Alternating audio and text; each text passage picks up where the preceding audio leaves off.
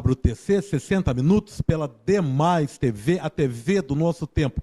Deixar aqui um grande abraço. Na semana passada eu falei com parte do pessoal lá do PSDC, da Democracia Cristã, e depois eles falaram, mas Barreto, nós ficamos aqui fora? Não, são todos nossos amigos e companheiros de trabalho. Então vai o nosso caloroso abraço aqui para o doutor Caio, nosso magnânimo doutor Caio, para o doutor Samuel, para o Marcos, lá do Departamento Jurídico. Vai lá o nosso grande abraço lá para o Rubens Pavão, que é o diretor nacional de marketing da Democracia Cristã. E para a dona Neuda, lá para, enfim, a todos que fazem a parte de segurança lá do PSDC, e para a WV Todos, que é uma empresa que presta serviço lá. Nosso caloroso abraço, e em especial para o deputado federal constituinte José Maria Imael, nosso grande amigo, grande liderança, que em breve, tenho certeza, estará aqui conosco, trazendo um pouco do trabalho e da perspectiva do futuro que os democratas cristãos têm aqui para o nosso país. E vamos conversar agora aqui com a nossa amiga jornalista, Priscila Siqueira, que vem lá das paragens lá do litoral norte, Grande São Sebastião, aquela terra linda, maravilhosa, terra lá dos meus maiores, toda a família da minha mulher lá, né, os avós e meus filhos são todos lá de Caraguatatuba, contigo ali a São Sebastião. Priscila, que tem uma luta incansável pela cultura caiçara e que mais é uma ativista pelos direitos das mulheres, pelo meio ambiente e contra totalmente uma luta muito grande contra o tráfico e prostituição de meninas, que é uma chaga aberta na nossa sociedade.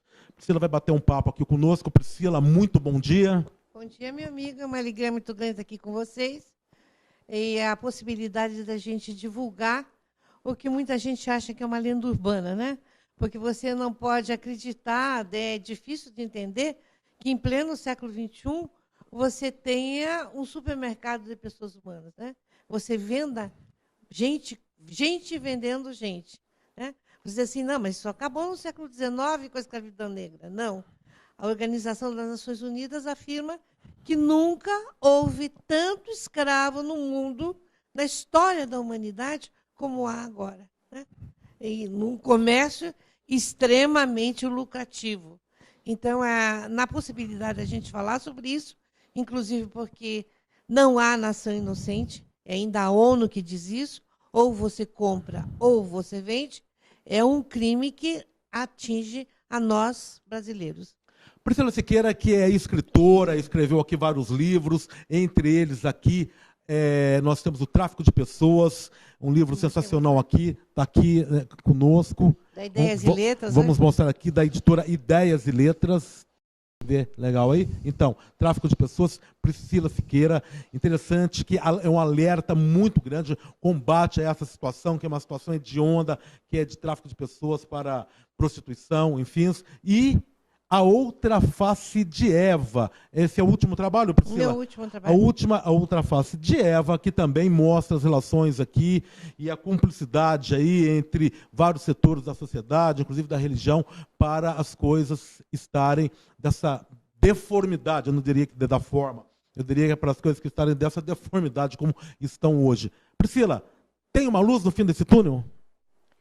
Bom, o que nos move é a esperança, não é mesmo? Porque se você não tiver esperança, você fica em casa ou dá um tiro na cabeça, né? Claro que é difícil, eu acho que não é para a nossa geração.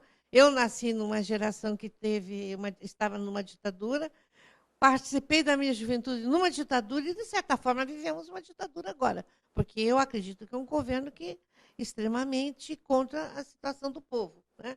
E por que a gente fala isso? Porque uma das causas do tráfico humano, a professora Maria Lúcia Leal, da Universidade de Brasília, ela é muito sucinta em dizer: o tráfico se dá, a rota do tráfico é a rota da grana, das regiões pobres do planeta para as regiões ricas do planeta. Então, você tem aqui uma menina que mora lá no interior do Piauí. A madame chega lá e fala para a mãe dela: Eu vou levar essa garota para casa, mas ela vai trabalhar comigo, mas ela vai estudar. A mãe que tem 10 filhos diz, bom, graças a Deus, tem uma menina que vai saber ler e escrever na minha família. Ela vai para a casa da madame, trabalha 10, 12 horas, e no Brasil, uma estatística que tem, que o trabalho escravo infantil, maior índice se dá no trabalho doméstico, recai sobre meninas, de 8, 9, 10 anos, que até tem que botar banquinho no tanque, tem que botar banquinho na pia. Quando ela é adolescente, ela é estuprada pelo toda a família, inclusive o marido, engravida. A madame diz assim, nossa, fiz tudo para essa garota, e olha aí, bota ela na rua. Quem a recebe na rua? A prostituição. Se ela é bonitinha, ela vem para o Sul Maravilha. Se ela for bem bonitinha, ela vai ser exportada para a Europa, né? Principalmente Espanha e Portugal, que são os 2 mercados que absorvem muito as mulheres brasileiras. Quer dizer, uma das causas da questão da prostituição e a questão do tráfico humano é a pobreza, a miséria, a falta de oportunidade. E aí o índice muito grande, 71%, de todas as modalidades de tráfico recai sobre o gênero feminino. Então, há uma questão, por isso, esse meu segundo livro, que eu falo em consequência do tráfico, a questão da mulher e a violência contra a mulher. Agora, há uma causa cultural também. Eu sempre digo o seguinte, se ninguém fumasse, não precisava ter fábrica de cigarro. Tem fábrica de cigarro porque tem fumante. Se tem demanda, é porque tem a oferta.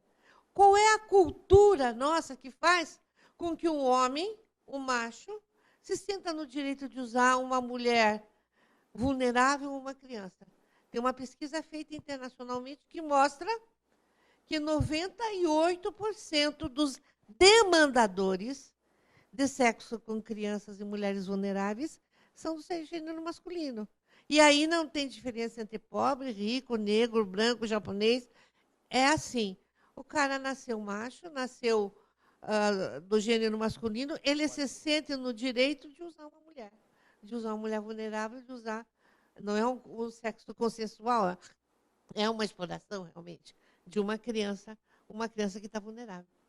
Olha, eu estava tendo uns dados, inclusive esse dia eu estava me pesquisando um pouco sobre esse assunto, que é um assunto que nós, mesmo a mídia, eu acho que a mídia ela se torna um pouco omissa nessa situação toda, e a gente, quando a gente se debruça sobre, a gente vê e fica meio estarrecido. Nós temos situações, por exemplo, das meninas índias, lá na região do Amazonas, a virgindade ela é comercializada. Nossa, né? E eu acho absurdo. Você acha que a imprensa poderia estar mais presente nessa? Claro, eu acho que o papel da imprensa é um papel de denúncia, não é? Por que nós somos jornalistas? Não, se você quisesse ganhar muito dinheiro, você não ia fazer a faculdade de jornalismo, não é mesmo, governo? Você sabe disso. Mas aí também tem os meios de comunicação, né? O jornalista está atrelado a ele, hein? Um empregado do meio de comunicação. Por isso que a gente tem que aproveitar os espaços, porque não é somente a questão da... Você sabe que o tráfico de pessoas rende, né? Hoje em dia ele é considerado o segundo maior lucro de uma atividade ilegal. Ganha arma é o concurso, né? Se você prestar atenção, os Estados Unidos, toda geração tem uma guerra, porque a indústria armamentista norte-americana é muito forte. Agora aí está o Trump, que mostra bem o que eu estou falando. O segundo era a droga, mas hoje o tráfico de pessoas passou a droga. Por quê? Porque a droga tem materialidade. Se você pega um cara com tanto de cocaína, um tanto de maconha, um tanto de êxtase, que seja, se é X, ele é consumidor, se não é X, ele é vendedor. Então, a legislação é mais dura. Ao passo que o tráfico humano pegou de calça curta a legislação mundial. Não tem uma legislação clara sobre tráfico, há uma impunidade, né? Porque como é que se ia pensar que existia escravidão no século XXI? Né? Segundo, a pessoa que foi vendida ou que foi traficada, ela também tem medo, porque são gangues extremamente... Hoje nós temos, pelo menos, algumas modalidades de tráfico. Por exemplo, trabalho escravo, né? Tem uma ONG aqui em São Paulo, que tem atuação internacional, inclusive, excelente, que é Repórter Brasil, do jornalista o Sakamoto, Leonardo Sakamoto, que acho interessante que você trouxesse ele para cá, porque ele mostra, assim, o caminho econômico do trabalho escravo, né? Por exemplo, por que você compra uma roupa tão baratinha aqui, no Bom Retiro ou no Brás? Porque nós temos uma quantidade imensa de fabriquetas, né? Principalmente com bolivianos, peruanos, paraguaios, né? O ano retrasado, teve um cara que estava vendendo 2 bolivianos por R$ 1.000 cada um, no meio da rua. Eles vêm trabalhar em oficinas que são oficinas de costura, que têm condições de trabalho horríveis, né? E você sabe que tem muito. Agora, com esses refugiados, então, a situação piora muitíssimo. A situação de desrespeito aos direitos humanos, né? Então, você tem o trabalho escravo, o trabalho rural. O Sakamoto diz o seguinte: quando você come um bife, você está ajudando a devastação da Pantanal, a devastação da Amazônia e o trabalho escravo. Porque o agronegócio é feito em cima desses 3 pontos. E você veja bem, há muito tempo existe um projeto de lei na Câmara, no Congresso, que onde exista trabalho escravo numa fazenda, vá diretamente para a reforma agrária. Não passa, não chega, nem vai votar, porque a bancada do agronegócio não permite. Quer dizer, está aqui na nossa cara, só que é difícil de ver, né? Assim como a gente sabe que o agronegócio é um grande devedor da Previdência também, né? Por outro lado, nós temos o trabalho, veja bem que coisa incrível, isso parece um conto de Kafka. O Brasil é considerado o 5º hot point no mundo de tráfico de tecidos e órgãos. Veja bem, meu irmão. Ganha primeiro a China, porque tem aquelas execuções em massa. Depois a Índia. Depois você tem a Filipinas.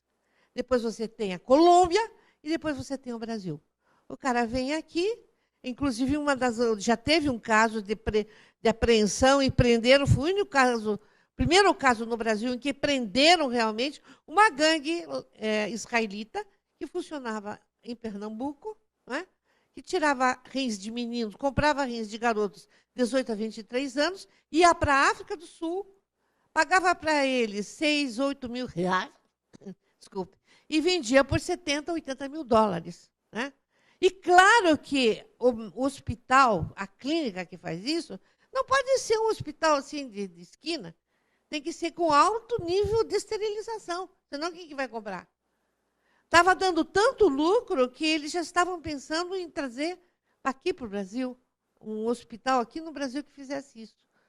Uma das pessoas que quis vender o rim e não compraram denunciou na polícia, não sabia que vender rim é crime. Você pode doar, mas você não pode vender. E foi aí que desbarataram. Tem até um livro de um jornalista lá do Pernambuco que mostra Rim por Rim, que é o nome do livro dele. Ludmir Bastos, o nome do garoto. Então, tráfico para órgãos e tecidos, você tem o tráfico para mendicância, criança que quer tirar. Você vê aquele filme Quem Quer Ser o Milionário da Índia, é um exemplo. Nós temos no Brasil, o Brasil com a Colômbia, são considerados os maiores exportadores de mulheres e meninas, jovens mulheres, meninas e crianças, adolescentes, para exploração sexual, dos países ricos da Europa, Emirados Árabes, Estados Unidos e Japão. Estarrecedor. A gente não tem noção, quando a gente começa a falar, uma pessoa como você que tem os dados, é estarrecedor. Nós voltamos daqui a pouco. WTC, 60 minutos.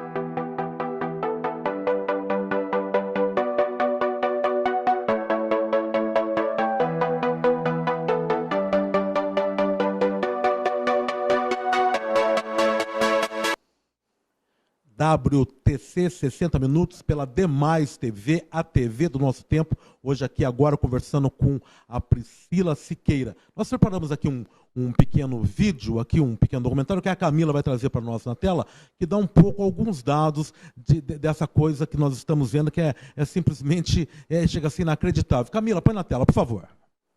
O tráfico de mulheres, crianças e adolescentes sexuais é uma modalidade hedionda da exploração sexual comercial que, juntamente com o turismo sexual e a pornografia na internet, está inserido no contexto social, econômico, cultural e político do Brasil e do mundo. Essa prática precisa ter fim, pois além do sofrimento e da crueldade para com essas crianças, perde-se parte do futuro para esses criminosos que vilipendiam e agridem a esses menores indefesos, e isso já há muito tempo. Para se ter uma ideia, segundo dados da Unicef, 228 meninos, com especial prevalência para as meninas, são explorados sexualmente em países da América Latina e do Caribe. Só no Brasil foram registrados 5 casos por dia entre os anos de 2003 e 2008. E essa realidade persiste. É chegado o momento de se dar um basta a esta situação. Vamos dizer não à exploração sexual de nossas crianças. Priscila Siqueira. A cada hora, 228 meninos e principalmente meninas exploradas sexualmente em países da América Latina, segundo os dados aqui de uma organização ligada à ONU. Você me dizia ainda há pouco que isso não ocorre apenas com essas crianças, que existe também um paralelo de crime aí, que você de repente está em algum país, em algum lugar, de repente você me falava até da esposa de uma pessoa que estava no Marrocos e que olhou para o lado, cadê a esposa, já foi. Então, na verdade, essa insegurança ela é generalizada. Como é que se dá isso, Priscila? Claro, veja bem, hoje em dia você tem tantos filmes, né? Além de filmes de denúncias, como Meninos Anjos do Sol, por exemplo, que é um filme que mostra uma realidade muito triste no Brasil, que é o tráfico interno. Nós temos um tráfico interno no Brasil que recai principalmente em cima de crianças, né? As grandes obras que o governo faz, traz assim muita menina, tem prostituta de 8, 9, 10, quer dizer, criança prostituída, ela não é prostituta, mas uma explorada sexualmente jovem, criancinha, muitas nem menstruaram ainda, né?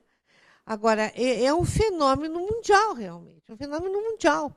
Os países, por exemplo, na ONG que eu trabalhava, que eu sou aposentada, Serviço à Mulher Marginalizada, que depois nós até mudamos o nome para Serviço de Prevenção ao Tráfico de Mulheres e Crianças, a gente tinha a Igreja Reformada da Noruega, a Igreja Protestante Luterana, que nos dava muito suporte para trabalho. Então, a gente tinha condições de viajar muito pelo país todo, né, pelo mundo todo.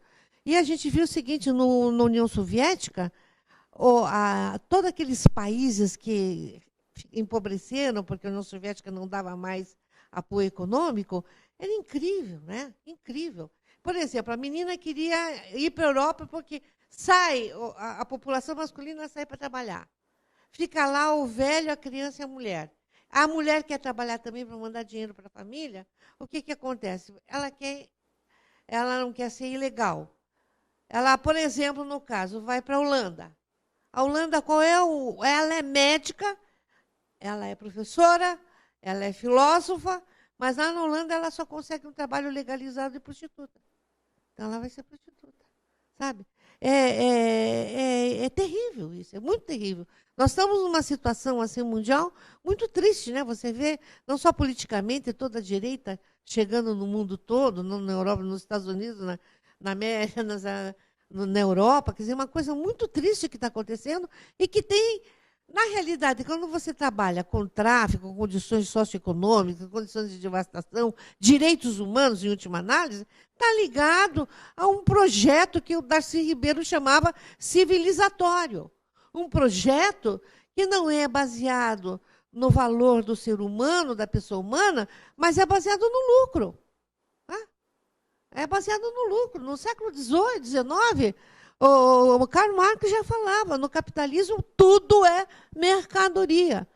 E eu acho que o tráfico de pessoas mostra claramente o que você quer. O peito da mulata, ou o peito da branquela ou a bunda da mulata? É assim que eles perguntam.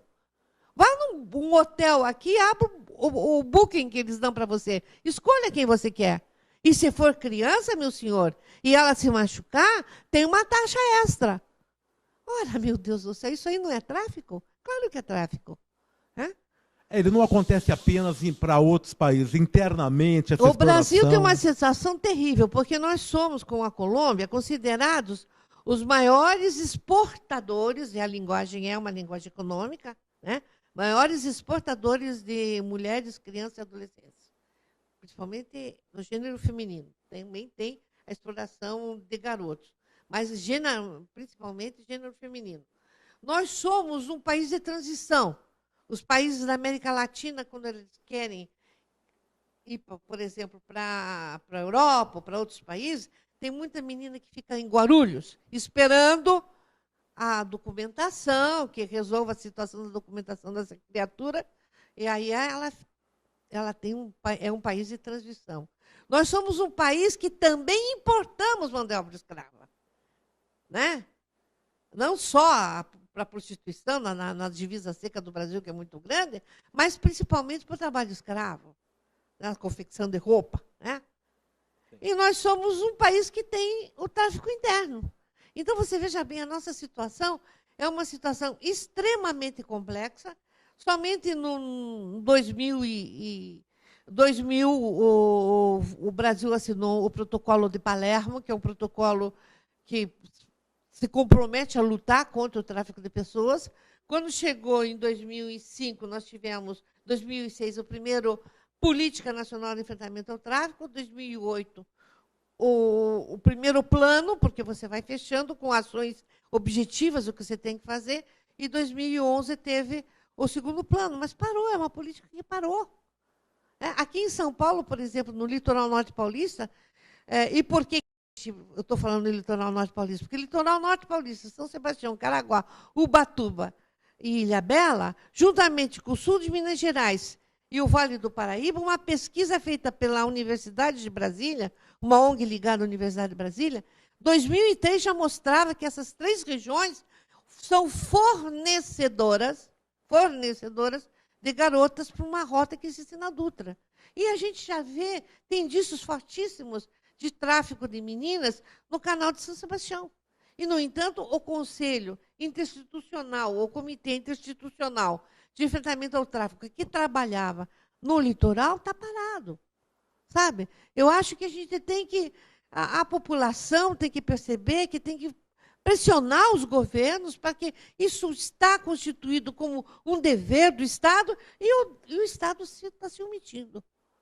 Você sabe, Priscila, que é uma experiência pessoal minha. Há anos atrás eu acompanhei uma expedição, inclusive com a jornalista Raquel Salgado, que foi minha companheira lá no Jornal Vale Paraibano, enfim, grande amiga sua também, e nós fomos acompanhar uma expedição nas chamadas comunidades isoladas ali da região do Litoral Norte, falando do Litoral Norte. E são ilhas onde você tem comunidades que vieram por oriundas daqueles escravos que vinham na época da colonização, e aqui eles faziam ali os seus pontos, enfim, constituíram família e gerou grandes populações que estão até hoje. Você vê pessoas loiras, olhos azuis naquelas ilhas lá, e existia um problema que eles ficaram ali. E existia uma demanda de muitas meninas nessas condições, isso foi dito lá, dessas condições, dessas meninas que saíam e vinham trabalhar aqui no continente, e aqui elas acabavam, de repente, acontecendo 1000 coisas, voltavam para a ilha grávida, e muitas delas levavam, inclusive, doenças do continente para essas comunidades que não estavam preparadas, não tinham anticorpo para isso, e acabava provocando um problema de saúde enorme. E, inclusive, a Petrobras foi quem patrocinou essa expedição, porque estavam um tanto quanto alarmados com essa situação que estava ocorrendo naquelas ilhas isoladas ali, né? Então, eu acredito que ainda há muita disparidade aqui no Brasil, e isso aqui, Estado de São Paulo, próximo a nós, né? Eu diria que essa situação, ela se deve também, Priscila, à natureza humana. Como é que você classifica? Porque é impossível. Isso é uma modalidade econômica, mas como o homem, com toda essa evolução tecnológica, ainda está traficando pessoas, escravizando pessoas, né? Grana, meu querido, grana. É difícil você fugir, né? Você ter um caráter, ter uma ética que você não se deixa contaminar. Dar dinheiro é o que a gente está vendo. Dá dinheiro, tudo bem. Né? Isso aí realmente é muito difícil de você entender como é que uma pessoa pode dormir, né? Explorando uma criança, explorando uma mulher, explorando uma pessoa que está em dificuldade. Né? É porque muitas vezes eu tenho um caso concreto. Eu estava uma vez em Rondonópolis, Mato Grosso, com a pastoral da Igreja Católica, a pastoral da mulher marginalizada, que a gente chama, conversando com as prostitutas. E chegou uma hora, uma menina falou assim para mim, madame, e madame é a forma mais assim, respeitosa que elas têm de tratar uma pessoa. Madame, elas tratam a proxoneta delas, né? A que explora elas. Madame, eu tenho que me arrumar para trabalhar. Eu estava no quarto dela, falei, tudo bem, se arrume. Se arrumar para ela foi ficar nua e passar óleo. E eu vi na minha frente uma das mulheres mais bonitas que eu tinha visto na minha vida.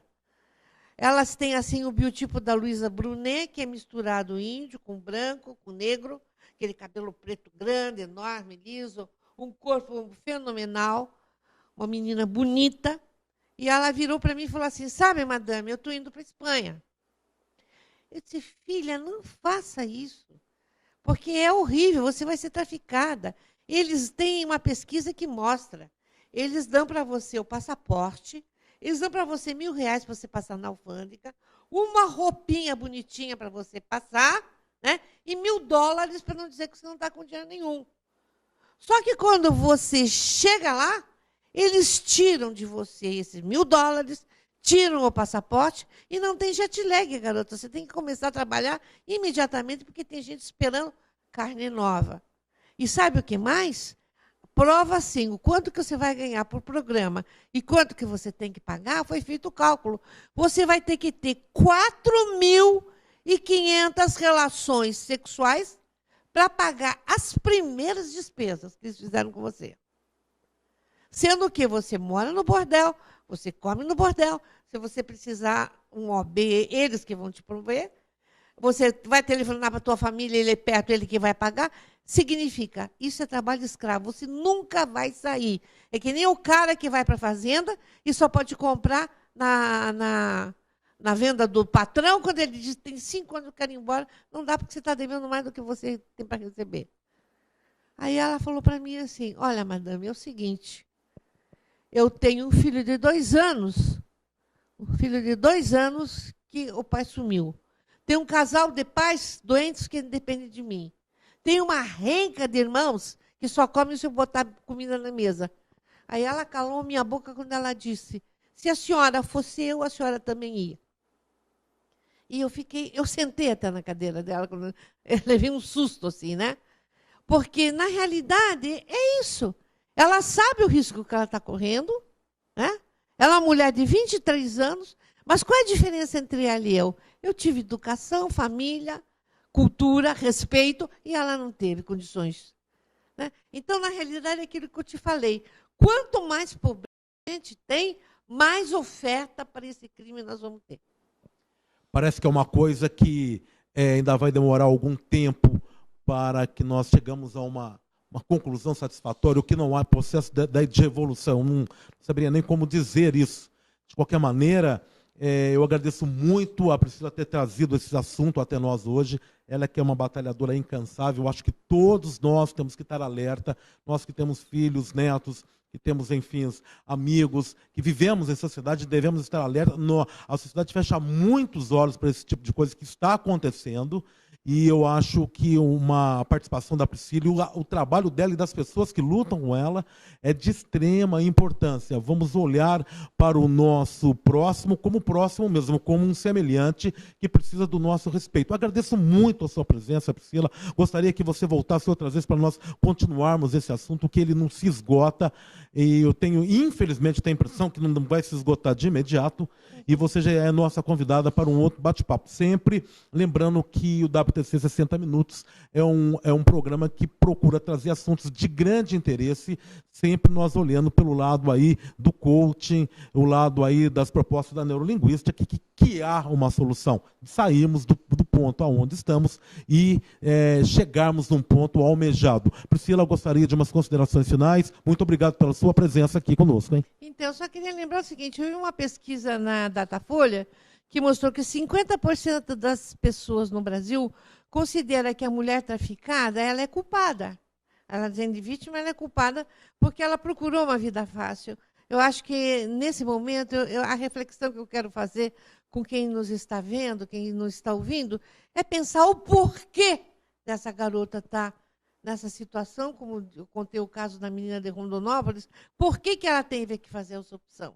Será que, se isso acontecesse com a gente, nós não estaríamos na mesma situação? É aquilo que você falou, olhar para o outro como o outro não sendo um cara isolado, um cara que não aparece, um sujeito transparente na nossa vida, mas alguém que é filho de Deus e cidadão brasileiro e merece o mesmo respeito que eu tenho.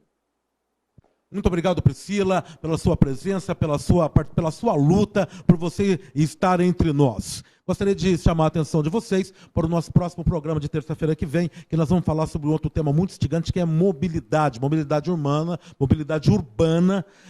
inclusive na modalidade sobre trilhos. Vai estar aqui o pessoal da revista Sobre Trilhos, que vai conversar conosco sobre questão de mobilidade. Obrigado a você que nos assistiu e não deixe de estar conosco todas as terças, às 10 da manhã, para nós interagirmos através da WTC 60 Minutos, uma produção da World Trade Coach, WTC 60 Minutos, na Demais TV, a TV do nosso tempo. Obrigado pela sua audiência. Um grande abraço, fiquem com Deus.